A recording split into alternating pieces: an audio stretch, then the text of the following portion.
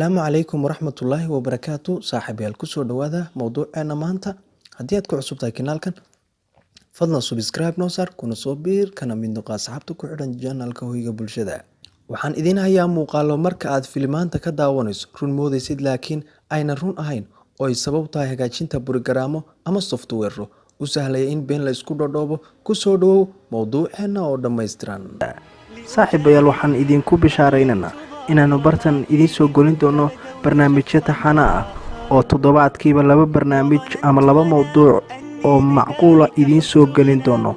fadlan haddii aad channelkeena hore aadan ugu jirin, fadlan subscribe noo saar kuna soo biir kana mid noqo asxaabta ku xidhan channelka Hoyga Bulshada. waad mahadsantihiin asxaabta qaaliga ah. Muuqaalka filimaantana lagu daawadsiiyo waxay u eegyihiin xaqiiqo, laakiin taas way ka duwan tahay. Bal muuqaalkan hortiina yaala waa hotel iyo sidoo kale barxadiisa gebi ahaanba wuu qarxay. Waxaana lagu sameeyay borograam magaciisa la dhaho Adobe Premiere Pro. Waxay noqotay goob aan qarax aan sahlanayn ka dhacay, laakiin taas ma aha. Maanta waad aragteen in muuqaaladan lagu sameeyo software.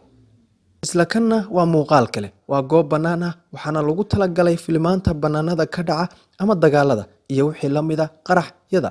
Goobta quraxu ka dhacay waxay u eg tahay meel si sax ah qarax uga dhacin, laakiin taas way ka duwan tahay oo maba aha meel qarax ka dhacay.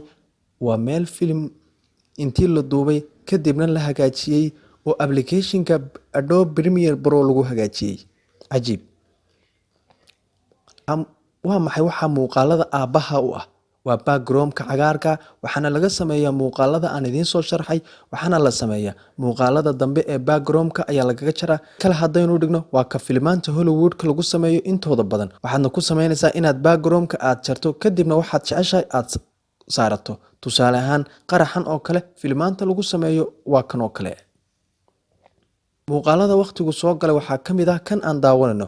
Wax baabuur jiiray ayuu iska dhigayaa, laakiin taas waa been oo wuxuu sameynayaa action ficil ayuu sameynayaa si baabuurkii qof uu jiiray.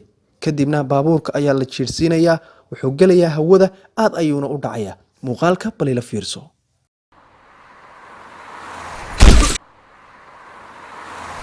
Muuqaalka ugu dambeeya software-rada application-nada beenta lagu sameeyo balse na lagu maaweeliyo kan ayaa ka mid ah. Muuqaalka ugu dambeeya uguna yaabka badan waxaa weeye waxaad arki jirtay dagaal lagu hoobtay ama qofku xabadi ku dhacday. Tani way ka duwan tahay saaxiib.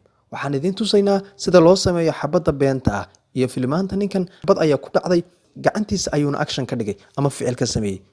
Micnaha waxaan ka wadaa waxa u sahlay waxaan oo dhanba application-ka la yiraahdo Premiere Pro. Weligaa ha rumaysan muuqaalada cajiibka ah ee filimaanta ay soo saarto. Intaas ayaan ku soo gabagabeynayaa mowduuceena. Haddii aad ku cusub tahay kanaalkan, fadlan si aad ula socoto mowduucyada cajiibka aan soo gelina halkan, subscribe noo saar. mahadsanid saaxiib. Fi amaanillah.